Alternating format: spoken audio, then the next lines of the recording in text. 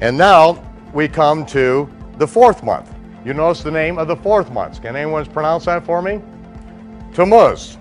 Tammuz. Right on the biblical Hebrew calendar, we have the month of Tammuz. That's what it is on the Jewish calendar. Does anyone know anything about Tammuz? We read about Tammuz in Ezekiel 8. It talks about the the women weeping for Tammuz.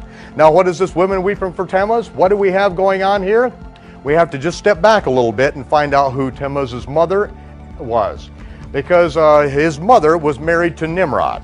Nimrod, the builder of the Tower of Babel, that's his fame. He died and he ascended up into heaven and became the sun, or the sun god. Now, many, many months later, after his death and then ascension, and he became the sun god, then his widow, Semiramis, became pregnant, and the story was she became pregnant by the rays of the sun, her husband who ascended into heaven.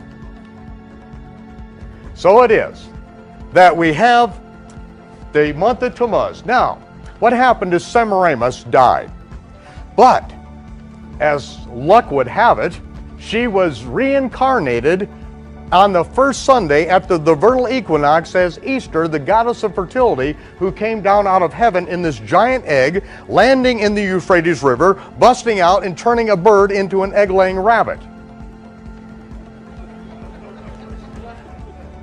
Then Tammuz died, as luck would have it.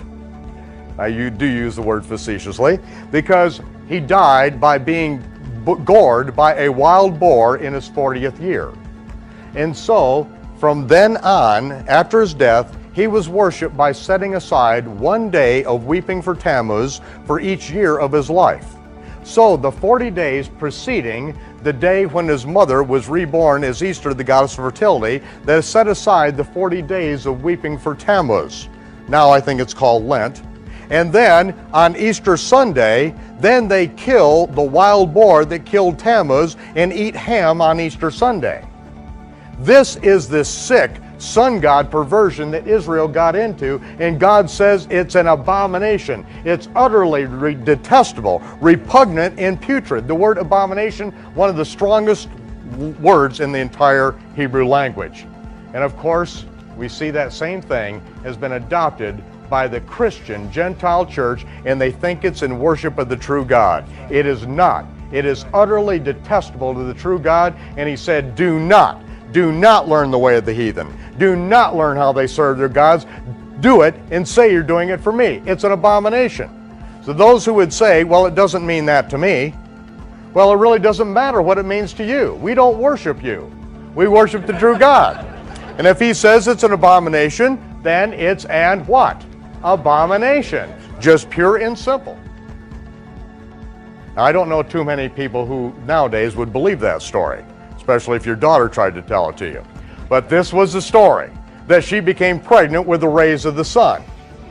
Now, she gave birth to Tammuz on December 25th.